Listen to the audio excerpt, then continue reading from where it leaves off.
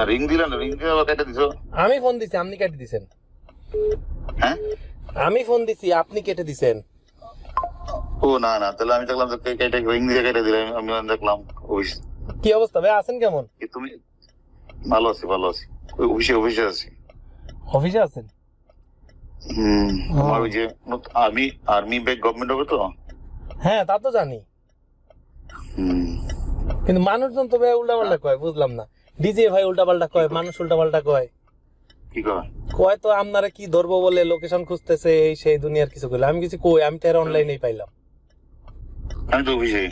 আমি তো কইছি আমি তো এর অনলাইনেই পাইলাম। কই কয় কি যে কই হেরে তো আমরা পাইতেছি না। আমি কিছু আমি তো এর অনলাইনেই পাইছি। এয়ার কমান্ডার রাফিউ কইতেছে। Rafiu, air commander Rafiu, DGFI director. এই কইতেছে। হ্যাঁ আমার ফোন দিস তো, ফোন দিয়ে কইলো যে কই এর লোকেশনটা আমার একটু বার করে দাও। তো আমি আমি লোকেশন কেমনে দিব? আমি তো নিজেই দুবাই। ঠিক আছে, তুমি মানে আমার কথা হলো তোমার সম্পর্কটা তুমি বললো আমাদের কথা যে আমরা কি, আমরা তো সরকারের দাস, তাই না? আপনারা না, সবাই তো সরকারের দাস। সরকারি যারা চাকরি করছেন, সরকারের বাইরে যাওয়ার কি সুযোগ আছে? সেটা তো ঠিক আছে। এখন তো আমরা রেডি করতেছি না, এই টাকা রিটার্ন করতেছি না, তাই না? কিন্তু ভাই লাভ কি? ভাই লাভ কি? পুলিশের থানায় আগুন ধরায় দিচ্ছে, তাইলে আর কি ডিউটি করে পুলিশের কি লাভ হইলো? ওইটা কি কি করবা, মানে এটা তো মানে যুগে যুগে হবে এরকম, তাই না? থানায় আগুন ধরায় দিতেছে, ডিসিরা সব পালায় রয়েছে। 2-3 জন ডিসির সাথে কথা হইলো ডিবির, আমরা তো ভাই পালায় রয়েছি, গাড়ি পুরাই দিছে আমাদের। না না ঠিক আছে, তুমি মানে তুমি তো মানে ওই মানে আসো খোঁজ খবরটা কেমন জানাইও। আমার তো জীবনটা শেষ করে দিছেন আপনি ভাইয়া। তুমি আমার লোক দেখা করে না, তুমি যখন আসো আমার লেকশরে দেখা করেছিল আমার লোকে।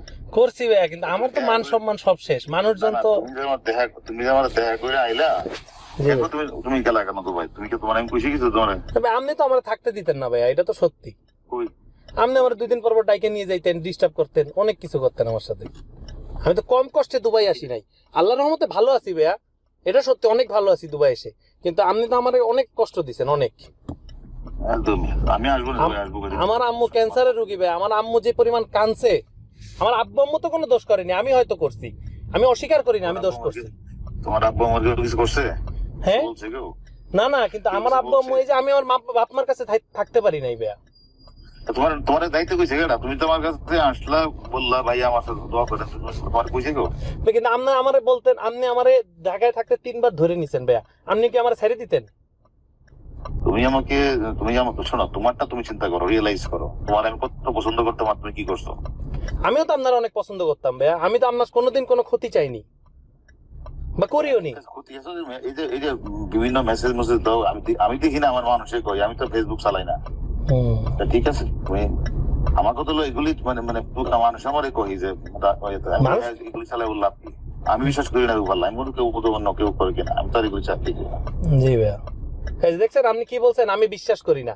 তাইলে তার মানে কি আপনার অবশ্যই একটা আস্থার জায়গা আছে যে না সাকিব। আমি বিশ্বাস করি না, আমার তো অনেকেই বলছে ভাইয়া আপনার নাম এটা করতে আমেরিকাতে, আমি বিশ্বাস করছি বন্ধু। তার মানে কি যে তার মানে কি জানেন ভাইয়া, হারুনের একটা বিশ্বাসের জায়গা আছে সাকিবের প্রতি, যে সাকিব করছে এটা আমি বিশ্বাস করি না। আমার শাহিন ভাই ফোন দিছিল, তুমি মানে আইসো, আর যদি আমি দুবাই যাই তাহলে কথা বলবো ইনশাল্লাহ ভাই। আসেন আসেন। আর মানে মানুষ যে বলে ফেসবুক এগুলি দিতে যায় না, মানুষ তো কত কিছু। ঠিক আছে।